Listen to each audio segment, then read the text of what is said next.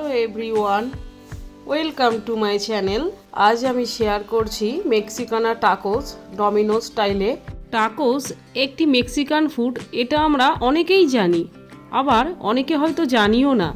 এই খাবারটি আমি ডমিনো স্টাইলে বানাবো, কিন্তু ঘরে আমি যতটা সহজ পদ্ধতিতে বানাই সেই ইজি মেথডটাই আমি এখানে শেয়ার করছি।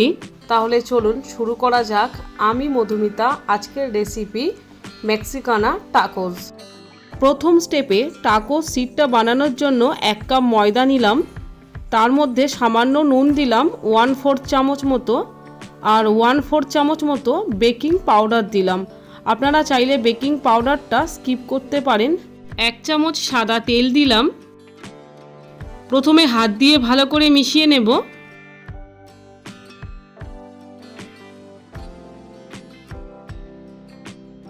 তারপর অল্প অল্প জল দিয়ে মেশাতে থাকব।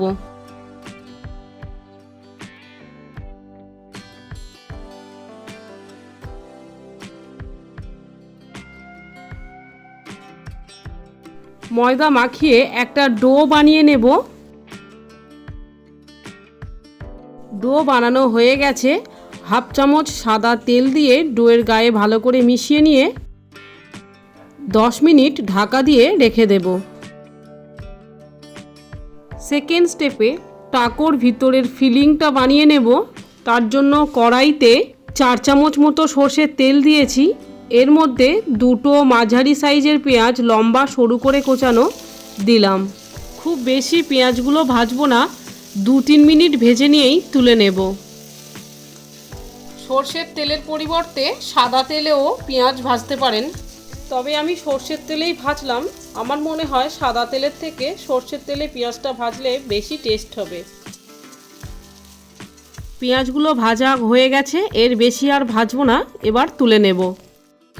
পেঁয়াজগুলো ভেজে নেওয়ার পর 4টে শুকনো লঙ্কা তেলের মধ্যে ভেজে নেব।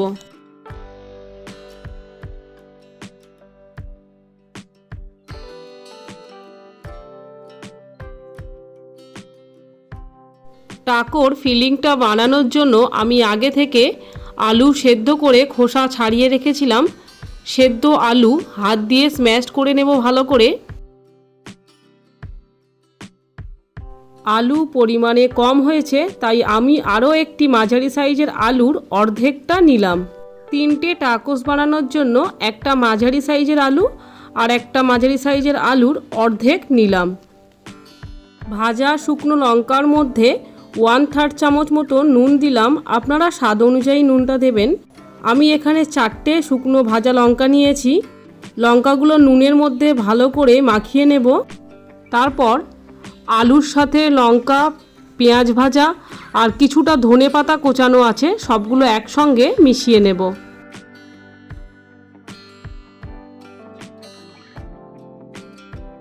হাফ পাতিলেবুর রস দিলাম।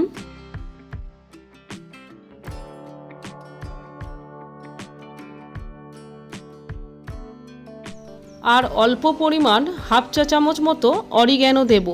আপনারা না চাইলে বা বাড়িতে না থাকলে এটা স্কিপ করে যেতে পারেন। সব কিছু একসাথে আলুর সঙ্গে খুব ভালোভাবে মিশিয়ে নেব।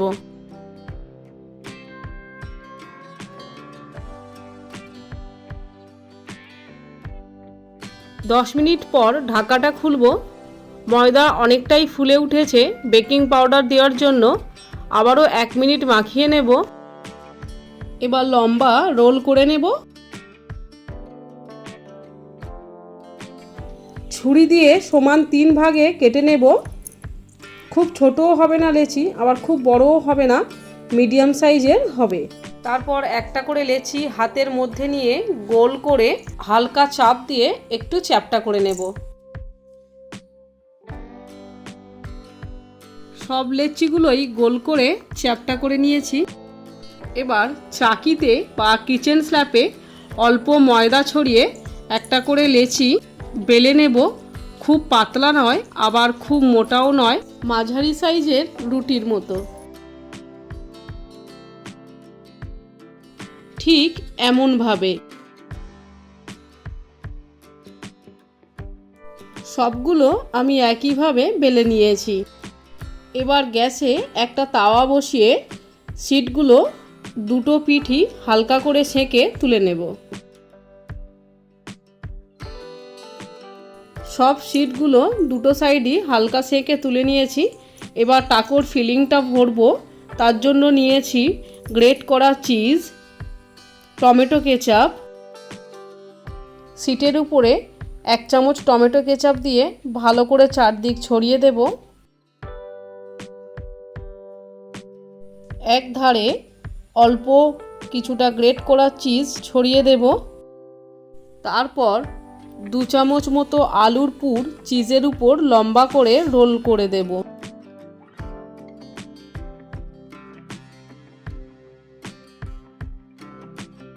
উপরে আরও কিছুটা চিজ, একটু বেশি করেই চিজ ছড়িয়ে দেব।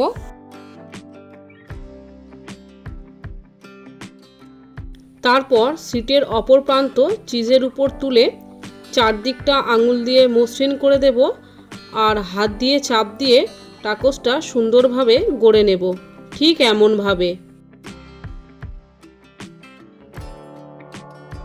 3টে চপ আমি একইভাবে বানিয়ে নিয়েছি।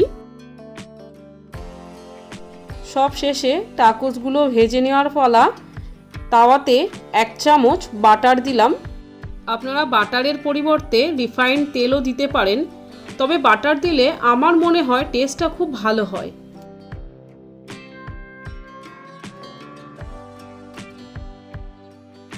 গ্যাসের ফ্লেম মিডিয়ামে রেখে তাওয়ার উপর 2টো টাকোস দিলাম।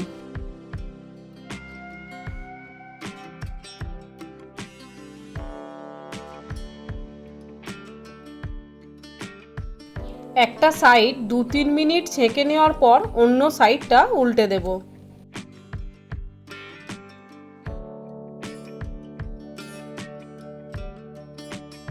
অন্য সাইডটাও 2-3 মিনিট ভেজে নেওয়ার পর তুলে নিলাম।